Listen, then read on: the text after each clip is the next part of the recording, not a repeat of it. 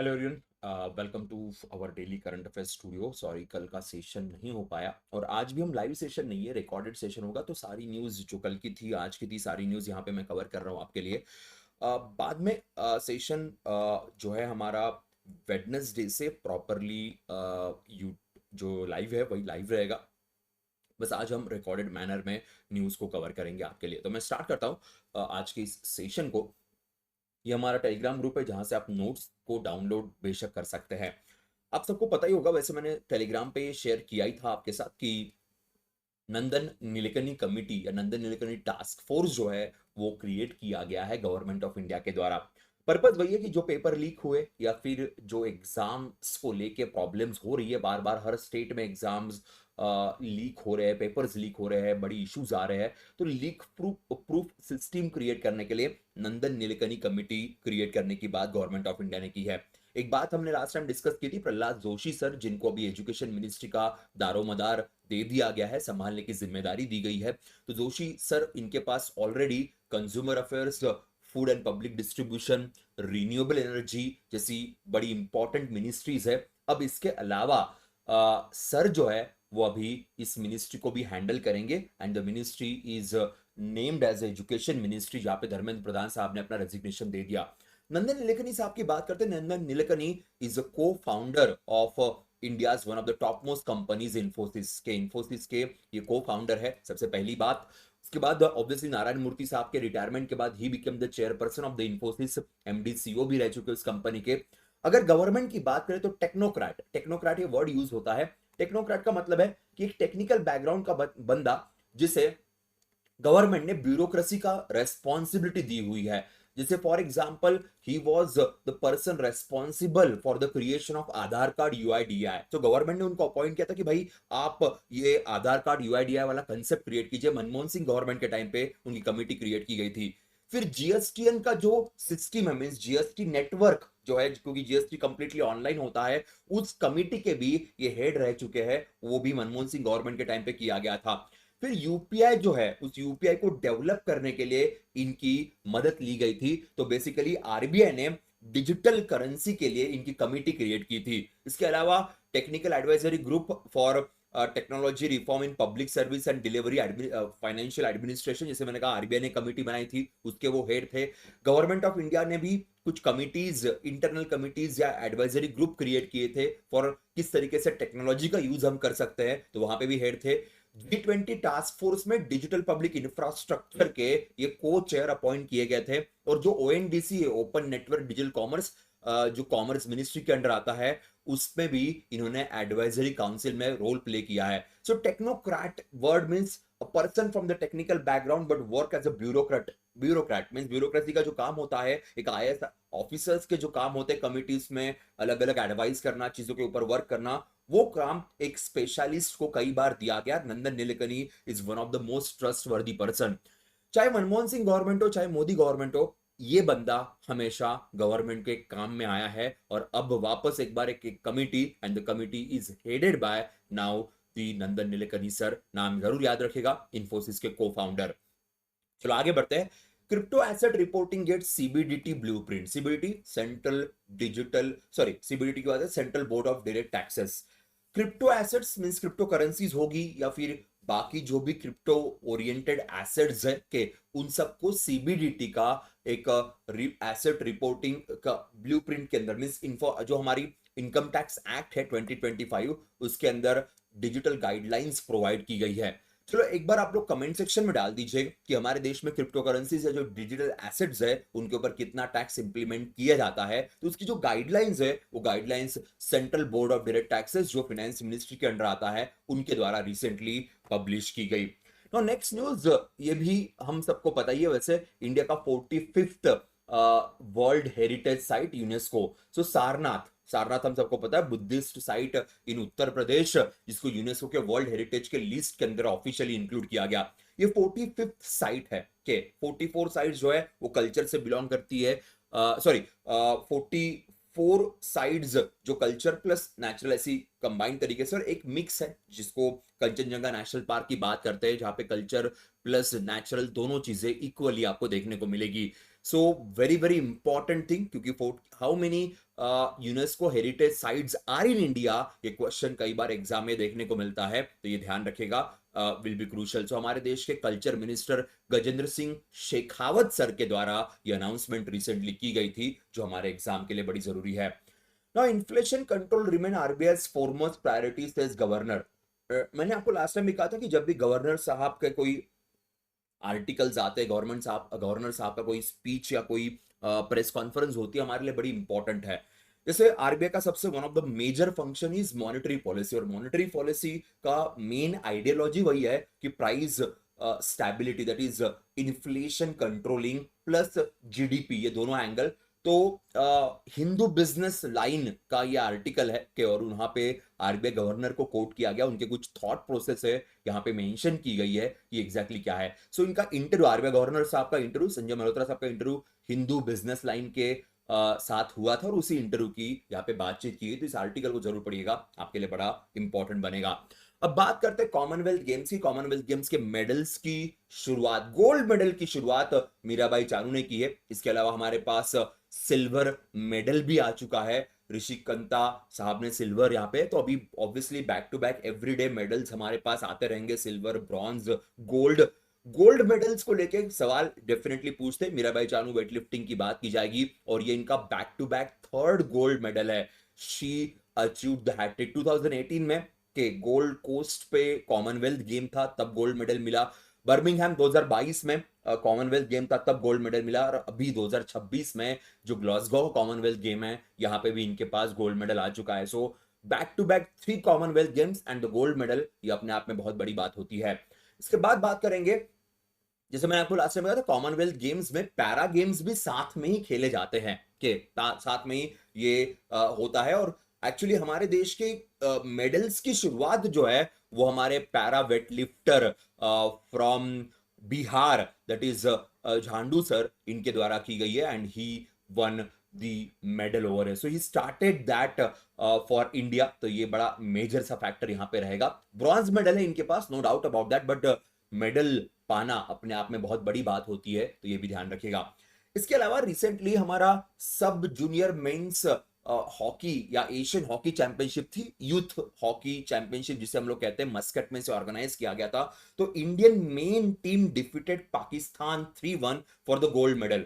Gold medal मिलने की खुशी तो है, पर उससे ज्यादा खुशी शायद इस बात की है कि पाकिस्तान को फाइनल में हरा के 3-1 से हमने यहाँ पे जीता। भारत की महिलाओं को सिल्वर मेडल मिला, हमारी महिलाएं चाइना से हार गई फाइनल मैच में 2-4 से, but still we have 2 medals. One is a gold medal by beating Pakistan, another silver medal in the case of women in this youth hockey 5 Asian championship, जो junior level की championship है, जहां पे महिलाओं को silver medal मिला, China से वो हार गए। अनदर थिंग, अनहत सिंह की बात करेंगे, और इंडिया का one of the prime name nowadays and world junior title, 18 year old है के, and first Indian to win the world junior title in squash के।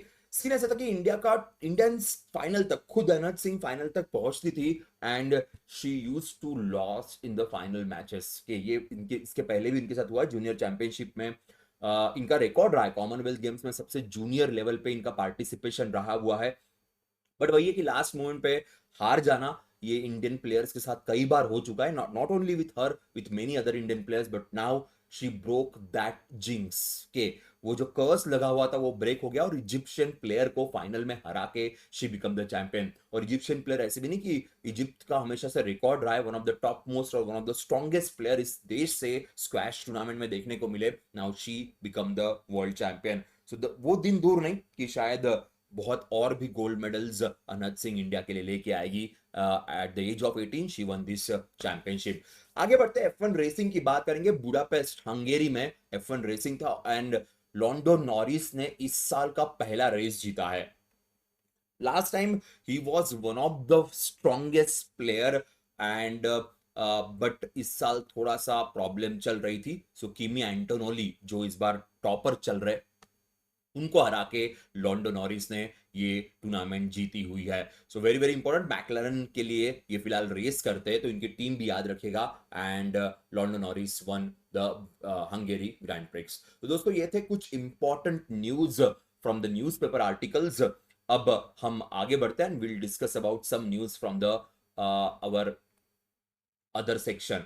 अगेन जैसे मैंने कहा था कि ये हमारा लाइव सेशन नहीं है, but still some important news तो हम यहाँ पे कवर कर ही लेंगे आपके लिए। सो उसकी शुरुआत करते हैं, बाकी भी न्यूज हम कवर कर लेंगे। यहाँ पे मिक्स न्यूज है कि some from the PIB, some from the other section. So बात करते हैं, India Nepalese allowed to carry 200 and 500 notes across the border. Indians and Nepalese के ऑब्वियसली हमारी बॉर्डर जो है kind of a porous border है, उसको काफी हद तक हमने स्ट्रॉन्ग करने की कोशिश की है। पर Indian currency notes of 200 500 denominations ये अभी नेपाली सिटीजन्स भी यूज कर सकते हैं।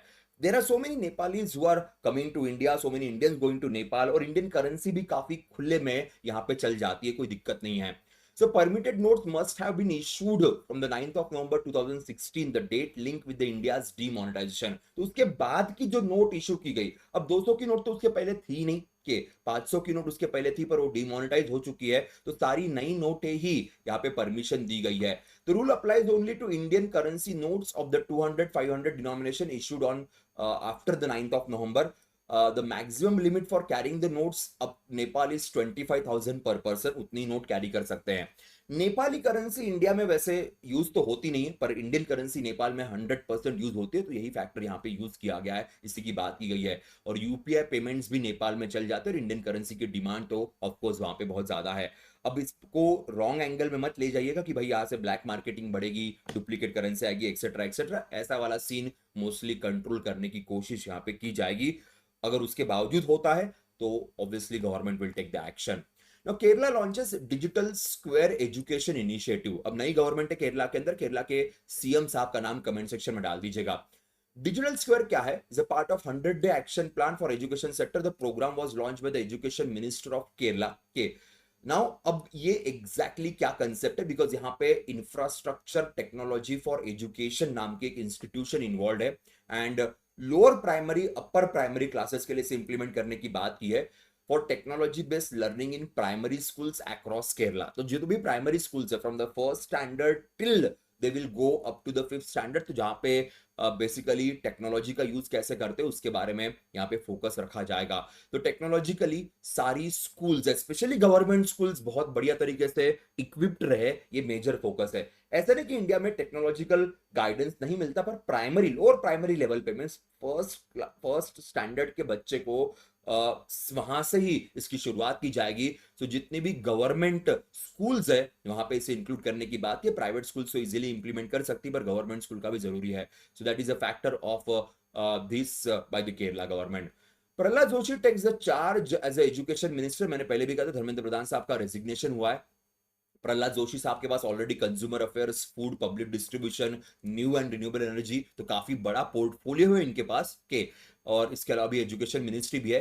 कुछ दिनों में रीशफलिंग ऑफ मिनिस्ट्रीज 100% होने वाली है। यूपी इलेक्शंस के पहले ये जरूर देखने को मिलेगा, और उसके बाद शायद कुछ और मिनिस्टर्स के नाम इंक्लूड होंगे, शायद नए एजुकेशन मिनिस्टर भी देश के अंदर आ सकते हैं उस रीशफलिंग के बाद, पर अभी तक तो इन्हीं के पास चार्ज दिया गया है। प्रहलाद जोशी सर ये धारवाड़ कॉन्स्टिट्यूएंसी जो कर्नाटका की है, यहां से 5 टाइम मेंबर ऑफ पार्लियामेंट रह चुके हैं, एंड इसके पहले coal mining ministry, parliamentary affair ministry. तो मोदी साहब के मैं कहूंगा कि वन ऑफ द चहीते minister, one of the workaholic minister में इनका नाम आता है, जो बड़ा बेहतर काम उनके मिनिस्ट्रीज के अंदर भी कर रहे हैं, हम कई बार न्यूज भी देखते हैं। SEBI proposes overhaul of the portfolio management service norms के। SEBI security exchange board of India, हम सब लोग जानते हैं कि ये कैपिटल मार्केट स्टॉक एक्सचेंज की रेगुलेटरी बॉडी है। इन्होंने एक कंसल्टेशन पेपर प्रेजेंट किया है कि जहां पे portfolio manager regulation, portfolio manager means mutual funds जो होते हैं, अलग अलग जो ट्रेडिंग वाली स्कीम्स होती है, उसके जो हैंडलर्स है, जिनको मैनेजर्स हम लोग कहते हैं, उनके रेगुलेशन के लिए कंसेप्ट लॉन्च करने की बात की। 2020 में ये रेगुलेशन लाया था कि उसी में चेंजेस करके उसी को में offer discretionary, non discretionary, advisory services depending on the mandate agreed to the client, तो उसमें कुछ चेंजेस करने की बात यहाँ पे की है। तो यही फैक्टर है, बाकी तो इनफ रहेगा। यहाँ पे थोड़ा सा कुछ और फैक्टर देख लेते हैं कि क्या क्या की प्रपोजल्स है। म्यूचुअल फंड के only PMS framework under this category portfolio manager manage clients funds only through direct plans of mutual fund schemes including ETFs, SIFs. The minimum client investment requirement for this category is 50 lakh to 25 lakh. Okay, and the minimum net worth for applicant is proposed fall from 5 crore to 2 crore, and the consultation paper may also proposes wider investment flexibility. तो consultation paper है, obviously उसमें over the period कुछ changes देखने को definitely मिल सकते हैं.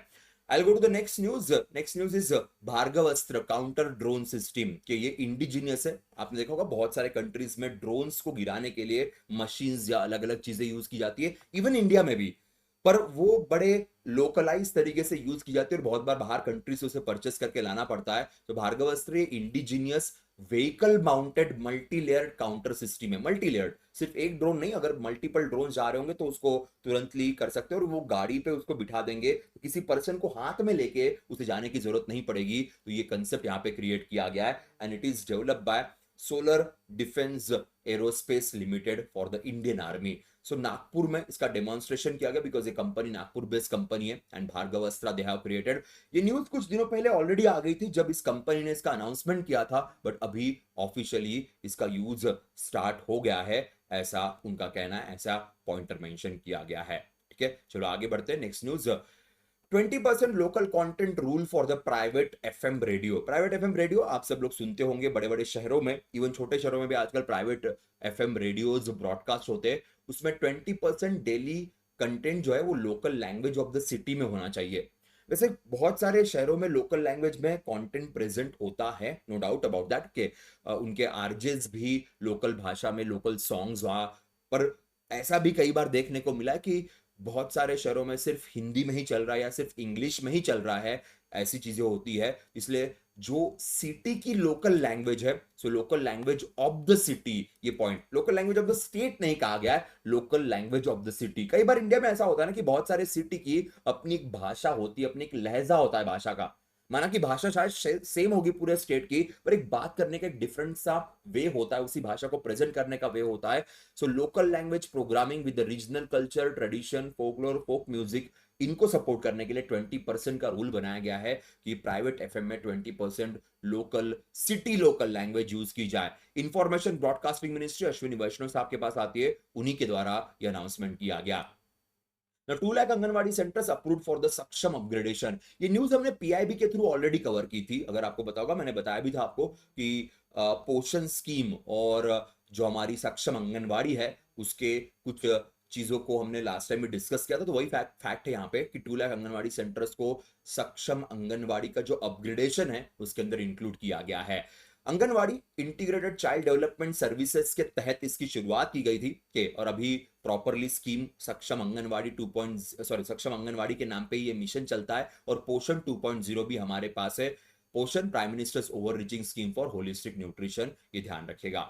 Now India launches first domestic natural gas futures. Futures का मतलब क्या है? जैसे शेयर मार्केट में होता है कि हम कमोडिटीज में कि फ्यूचर में उसकी प्राइस क्या होगी उसके हिसाब से हम इन्वेस्टमेंट करते हैं, तो कमोडिटी मार्केट वाला कंसेप्ट हमारे पास है. सो वही फ्यूचर वाला कंसेप्ट हमने डोमेस्टिक नेचुरल गैस के लिए भी यूज करना शुरू कर दिया है. 27 जुलाई में नेशनल स्टॉक एक्सचेंज, जो इंडिया का सबसे पहला नेशनल लेवल स्टॉक मार्केट है, उसको परमिशन दी गई है. नैट गैस इन नाम से ये वर्क करेगा. अब इसका फायदा किसे होता है? जो प्राइवेट प्लेयर्स है जो गैस परचेस करना चाहते हैं उनके लिए बड़ा अच्छा है कि फ्यूचर में गैसेस के प्राइस बढ़ेंगे तो उसके पहले ही आप डील साइन कर सकते हो. तो गैस की प्राइसेस की जो फ्लक्चुएशंस है उसे स्टेबल करने के लिए, उसके अंदर इन्वेस्ट करने के लिए ये बड़ा अच्छा वक्त ये चीज होती है. ऑलरेडी इंडिया में कमोडिटी मार्केट है, एग्रीकल्चर कमोडिटीज होगी, प्रेशियस मेटल्स होंगे, उसमें सारी चीज चलती है, और इन सबको रेगुलेट करने की जिम्मेदारी security exchange board of India की है. और जो फ्यूचर एक्सचेंज लॉन्च किया गया है वो ऑफकोर्स लॉन्च किया गया है by the national Stock exchange, उनके द्वारा. Now, PNB partners with the Andhra Pradesh to set up India's first quantum finance innovation hub. Quantum के ऊपर ऑलरेडी आंध्रा गवर्नमेंट काफी स्ट्रांगली काम कर रही है. हमने लास्ट टाइम न्यूज देखी थी कि अमरावती को क्वांटम सिटी के तौर पे डेवलप कर रहे हैं. तो फर्स्ट बैंक इन इंडिया जिसने स्टेट गवर्नमेंट के साथ पार्टनरशिप की है क्वांटम फाइनेंस इनोवेशन हब को डेवलप करने के लिए, and that is Punjab national bank. Kerala Bank launches Gen Z's Take Loan Scheme for students at 6.99% interest. के Kerala state cooperative, Kerala bank का मतलब Kerala state cooperative bank, government of Kerala की ये कोऑपरेटिव बैंक है, इन्होंने Gen Z tech loan scheme launch की है. So higher level students को अगर लैपटॉप परचेस करना होगा, एजुकेशन पर्पस के लिए लोन चाहिए, तो उनको अप टू 1 लाख तक का लोन यहाँ पे अवेलेबल हो जाएगा 6.99 के रेट ऑफ इंटरेस्ट पे। तो पहला स्टेट है जिसने इस तरीके से कोई स्कीम लॉन्च की है। NABARD and Mahapreit sign MoU for promote green and climate resilient infrastructure. Mahatma Phule renewable energy and infrastructure technology, ये महाराष्ट्र बेस्ड इंस्टीट्यूशन है, इनके साथ नाबार्ड का टाई अप हुआ है and they are going to work for the development of Panchayati Raj institution. Mahatma Phule ji के नाम पे ये पॉलिसी क्रिएट की गई है। VS Rathanwal will become the India's 99th chess grandmaster. So 99 chess grandmasters हमारे पास ऑफिशियली हो चुके, बस अब 100 की बारी है, तो चेस ग्रैंडमास्टर्स को लेके भी सवाल आता है। Vaibhav Suryavanshi become the youngest player to score T20 50 के 15 साल 118 दिन का उनका एज है और जिम्बाब्वे के अगेंस्ट ही स्कोर द 50। तो इन्होंने रिकॉर्ड तोड़ा हुआ है। ऑब्वियसली इसके पहले जो रिकॉर्ड था ये गिब्राल्टर का लुइस ब्रूस के। गिब्राल्टर ये छोटी सी कंट्री है जो एसोसिएट कंट्री के तौर पे क्रिकेट खेलती है बट इंटरनेशनल लेवल पे, और सचिन तेंदुलकर का रिकॉर्ड ऑलरेडी ये ब्रेक कर चुके हैं। Oval to host ICC World Test Championship. ICC World Test Championship आप सबको पता होगा कि इंडिया 2 बार इस चैंपियनशिप में रहा, पर फाइनल में हम हार गए थे। अब इस बार की जो 2027 की आईसीसी वर्ल्ड टेस्ट चैंपियनशिप है वो ओवल इंग्लैंड में खेली जाएगी। बेसिकली अभी तक वर्ल्ड टेस्ट चैंपियनशिप की जितनी भी मैचेस हुई सारी इंग्लैंड में ही खेली गई के, और इसके बाद भी जो वर्ल्ड टेस्ट चैंपियनशिप की फाइनल है वो इंग्लैंड में ही खेली जाएगी, ये भी क्लियरली मेंशन किया गया है। शायद चांसेस ऐसा कि ऑस्ट्रेलिया वर्सेस साउथ अफ्रीका वापस से चैंपियनशिप हो सकती है, पर अभी भी टाइम है। इंडिया का पहुंचना फाइनल में थोड़ा सा डिफिकल्ट लग रहा है कि जिस तरीके से फिलहाल इंडियन टेस्ट टीम के फिलहाल रिकॉर्ड्स चल रहे, तो it's not possible to reach. But Australia South Africa last time जीती भी थी वर्ल्ड टेस्ट चैंपियनशिप, तो शायद वो पहुंच सकती है। Esha Singh wins the gold in 25 metre pistol. Okay, अब शूटिंग इस बार कॉमनवेल्थ में इंक्लूड नहीं किया गया, तो शूटिंग वर्ल्ड कप फिलहाल चल रहा है हॉन्गजाओ में। यहाँ पे इंडिया को एक साथ 2 मेडल मिले। ईशा सिंह को मिला है गोल्ड मेडल और मनु भाकर इनको मिला हुआ है ब्रॉन्ज मेडल। सो इस मेडल के टैली में दोनों इंडियंस आपको दिखाई देंगे, one with the bronze, one with the gold medal. तो ये मेजर फैक्टर हमारे लिए रहेगा। के आगे आते हैं, Gujarat launches cyber financial fraud zero FIR system. So Gujarat ने cyber financial fraud E FIR service launch की है। तो साइबर फाइनेंशियल फ्रॉड को कंप्लेंट जो है वो घर से आप रजिस्टर कर सकते हो, आपको पुलिस स्टेशन में आके एफआईआर फाइल करने की जरूरत नहीं पड़ेगी। वैसे ये नेशनल लेवल का साइबर क्राइम हेल्पलाइन नंबर है, I4C हमारे पास है, जिसके थ्रू साइबर क्राइम्स को एनीवेज कंट्रोल में करने की पूरी कोशिश की जाती है हमारे देश के अंदर।